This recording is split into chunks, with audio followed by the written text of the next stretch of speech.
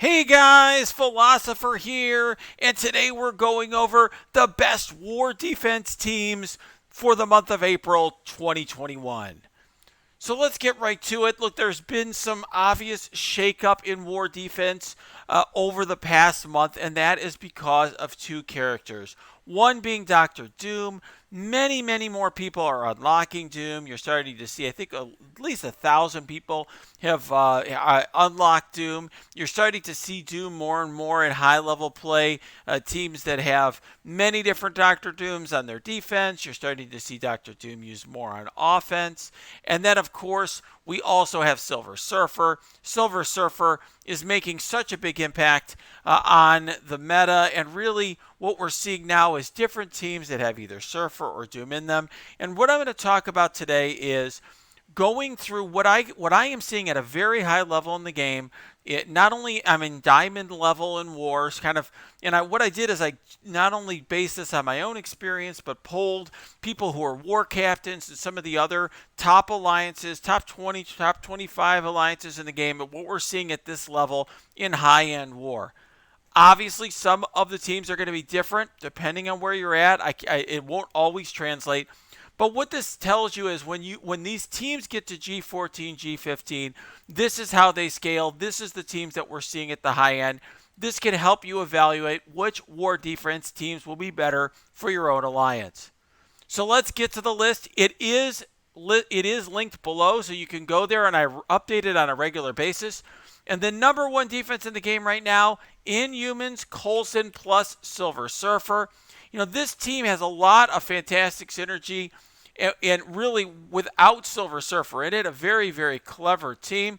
What it does is it takes the three good Inhumans, which is Black Bolt, Yo-Yo, and Crystal, and of course it pairs them with Coulson. So why does that help the team? Well, Yo-Yo is a member of S.H.I.E.L.D. That provides some real synergy there, and Coulson in his passive, first of all, is giving max health to Yo-Yo. He's applying immunity to himself and Yo-Yo, giving resistance to Yo-Yo, just making her so hard to attack.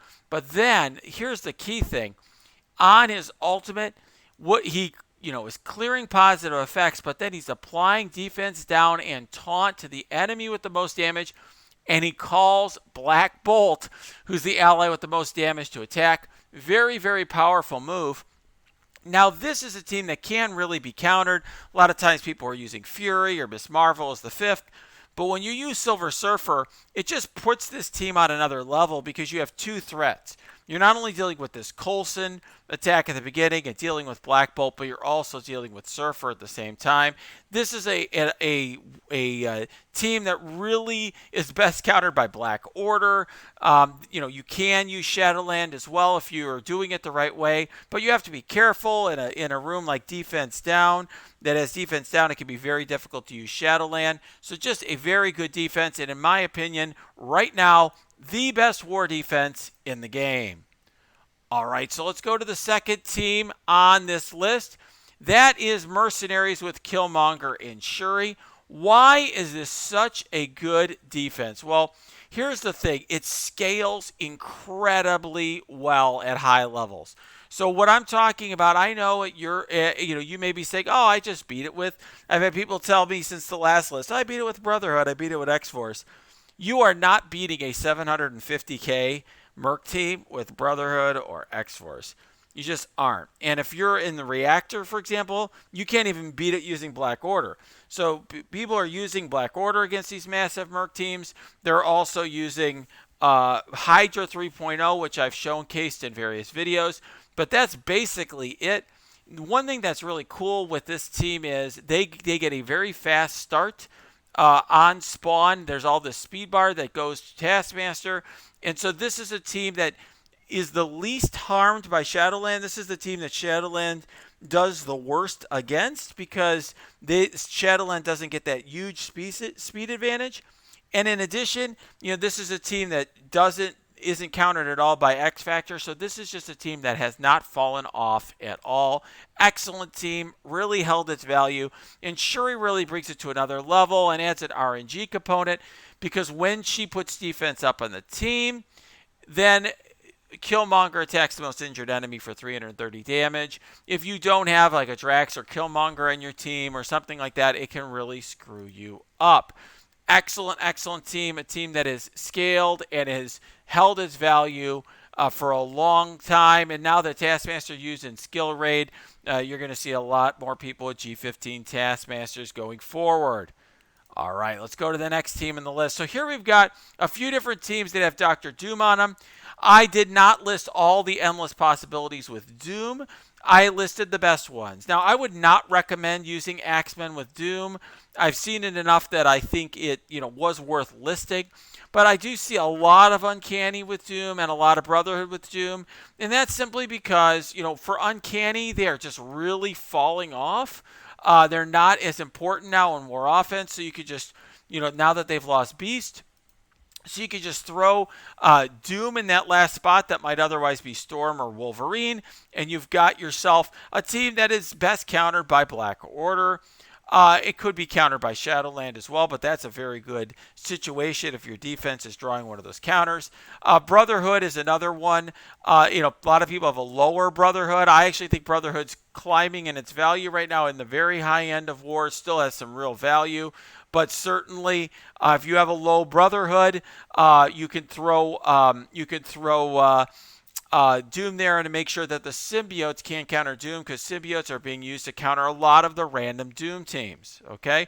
Now, you might wonder, well, what about I've been seeing these random Doom teams in war. Where are they? They're probably at the bottom of tier 1. They're going to draw symbiotes or Shadowland as a counter, most likely symbiotes. That's still a good situation for, let's say, a bunch of random stuff along with Doom, but these teams have a lot more synergy and force a better counter. Mercenaries with Korath and Killmonger. I have not listed every mercenary combination here, or else it would get too complicated. I do think those are the best options to have with the Mercs, and that's simply because Korath has an RNG component to him that really can screw up X-Force. If you look at Korath, I have not built up my Korath. I'll tell you that right now. He's at the bottom of my roster. Not too much here at the bottom. But, he does have these RNG components here where he can apply ability block, for example, to a random target, and that sort of thing. He also applies taunt to certain targets. So, he definitely has this RNG component that can definitely screw up the attacker. That's really why Korath is seeing an increased use. But there are a lot of variants here with mercenaries. What I would say is, some of you have told me you use Red Guardian with your mercenaries. That only really works at low levels where people use X-Force. That team falls off at high levels, and so really Red Guardian is not used at high levels. Now then we have at the very bottom of tier 1, we have the Marauders. And I got to tell you guys, I really thought about dropping this team down to tier 2. I mean, I love the Marauders. They're a great team. They've held their value for a long time. But here's the thing, guys. This team is starting to get to a point where it is being countered by a lot of opponents. XFactor destroys Marauders. I mean, it can punch up huge. Shadowland destroys Marauders. You may have seen my video with 350k punch up on a 900k Marauders, right? It was like 550k team versus a 900k team. It's insane, right? So there's a lot of teams that counter Marauders. Obviously, Black Order still does, and people still use things like Fantastic Four plus Ultron. But here's the thing. Other than those Fantastic Four Ultron teams that are really falling off, actually at high-level war, basically all the teams that can beat Marauders are still kind of tier 1 offense teams. So for now, I'm keeping Marauders at the very bottom of tier 1. But boy, they are falling fast. Not a team that I would really invest heavily in at this stage, because I think their best days are behind them. Now we have this tier 2 defense, Wave 1 Avengers with Thor. I did have, when I was polling very high-level players for this video, I did have some high-level players tell me I would have, one guy told me, for example, a player I respect, I am more scared of an 800k Wave 1 Avenger than I am an 800k Marauders at this point. And that's true. All I would say, though, is that Wave 1 Avengers can be beaten by Hella Natural, which is a team that can punch up heavily against Wave 1 Avenger, but really doesn't have a lot of use elsewhere, is more of a tier 2 kind of team.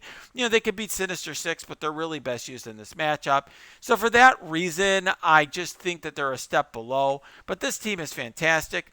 If you do build up your Wave 1 Avenger team, do not do what I did and have Black Widow and Captain America be your biggest characters. The reason I did this is because I was racing as one of the very first people into DD4 to try to finish before everyone else. As it turns out, these aren't necessarily the best characters to use, but we didn't know that at the time. We were testing things out as pioneers. What I would tell you is the best characters for war defense are to have Thor and Hulk big. You want a big Thor when he builds up charges to kill the enemy and stun him, and you want a massive Hulk. He can really screw up the opponents. You have a 6-7 red star G14 Hulk that can really, really screw up the enemy. All right. Now, let's go below that. So, Astonishing X-Men I'm going to have next. I really would encourage you to use Astonishing X-Men on offense. The reason why is because Astonishing X-Men they are a team that is better when they are human controlled. Then this way you can determine, for example, get those killing blows, look at who has assists now, that sort of thing. What I will say about Astonishing X-Men is they also are one of the teams that can be fairly reliably countered by X-Force at high levels. So I think you should use them on offense, but they are a very good team on defense for sure. Next, we've got the Uncanny X-Men on defense. They're a team that people are still figuring out how to beat. As I said, they've fallen off on offense. You're starting to see them a lot more on defense and high-level play. All right, guys. Now, the next team here is Inhumans plus Coulson. It is basically that same team that I mentioned to you earlier, but it just doesn't have Silver Surfer on the team. The fifth member, I think the best one, is going to be Miss Marvel. Why not Nick Fury, which is listed later? Well, Nick Fury with these three good Inhumans plus Coulson. Fury is going to put summons out, which makes it possible for symbiotes to counter the team. And also, the shield security summon is going to screw up Yo-Yo's passive, which puts an automatic offense down if there's no other protector ally. So definitely the stronger version there. This is a very good team, but not nearly as good as obviously as putting Silver Surfer on the team, because not only is Silver Surfer such a huge threat, the best character in the game, but he also buffs the focus of all of them by 50% because they're you got some cosmic hero allies here on the team. All right, next we've got a team that I think is very rapidly going to disappear from defense, and this is the XFactor plus Young Avengers team.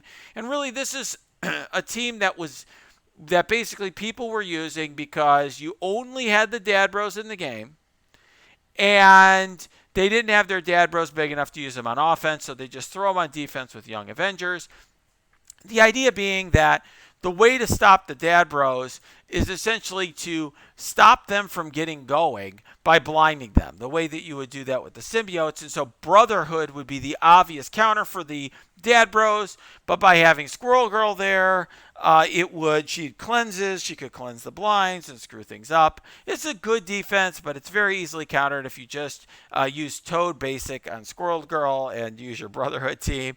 And this team is so ridiculous on war offense, particularly now that you have 4 members on the team. It's going to get even better once you get the 5th member or more, I am sure. All right, guys.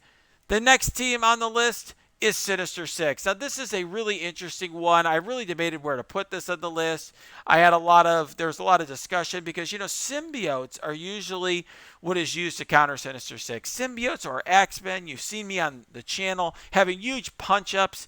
And symbiotes are also really useful against Doom teams. So why isn't this team better? I guess there are arguments to be made both ways. The problem is, no matter how much you invest in this team right now, they just can get punched up on so much by Axemen and symbiotes, and so it's not quite as bad as when Asgardians were getting punched up, but it's still pretty bad. There are people doing, interesting things to try to counteract that. I've seen people not only have a huge Electro and Swarm, which definitely helps, but also, for example, using Vulture and Shocker so that this way Rhino is the summon as opposed to Shocker, just to have more health to make it harder for the symbiotes or Axemen to get him down. Because that's usually what happens is, this is the traditional team, this top row here. When Shocker, but Shocker is a summon, has low health. When he dies, that gets the ball rolling for the Axemen or the symbiote. So people are doing that switch. But ultimately, this is a team that's just very easily countered. I do think it's falling, and I think it's going to move to war offense sometime soon. All right, guys, the next team we have here is Fantastic Four plus SheHulk, and I've got to tell you guys, I have never had a team draw a more mixed set of reactions from people than this team. So when I poll top players, I've heard everything from, oh my God, this team is not that good, but once you get a G14, 6 or 7 red star SheHulk, it's insane. It's insane.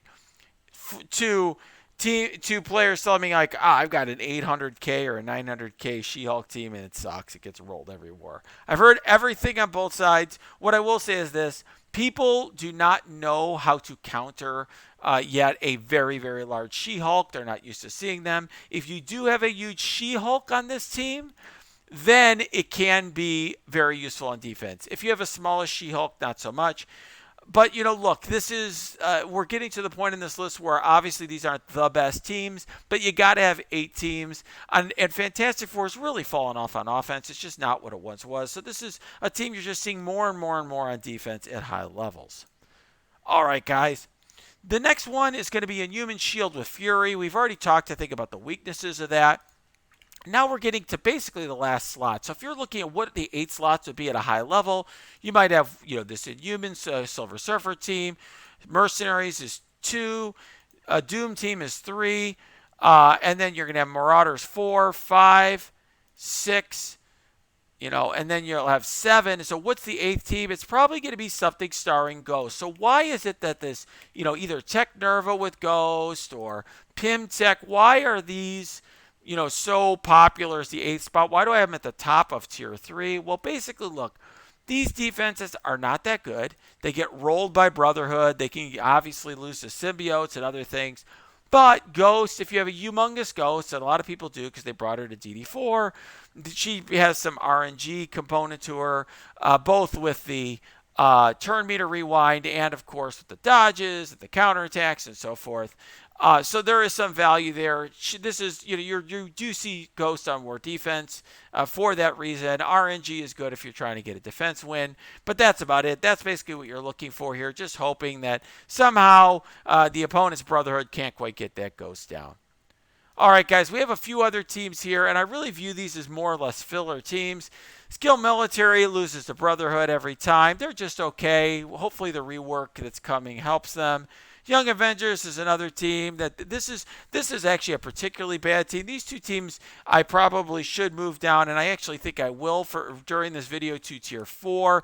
The reason why is Young Avengers draw power armor as a counter, and power armor basically doesn't counter anything else anymore. So I regard them as particularly bad. Asgardians just get rolled by Axemen or symbiotes. They could punch up 300k very easily. Nick Fury Coulson is a garbage team, loses not only to Brotherhood or Hydra 3.0 or a lot of other things on a huge punch-up. And AIM with Captain Marvel, that's the Captain Marvel's just thrown in there, or Torch or whatever, just to screw up like the Defender's counter or the Mirror. But otherwise, this is the sort of team that is just really power-crept and very, very easy to defeat. All right, guys, if you like this video, please smash that like button, subscribe to this channel, and hey, check out below. Not only do we have the tier list linked, you can share it with your alliance mates and check back because I do update it pretty often. But also, go to our Discord. We have great conversations about the best war counters there. So check that out. That's linked below. And also, my Twitch stream is linked below. We have lots of great discussions and gameplay there as well.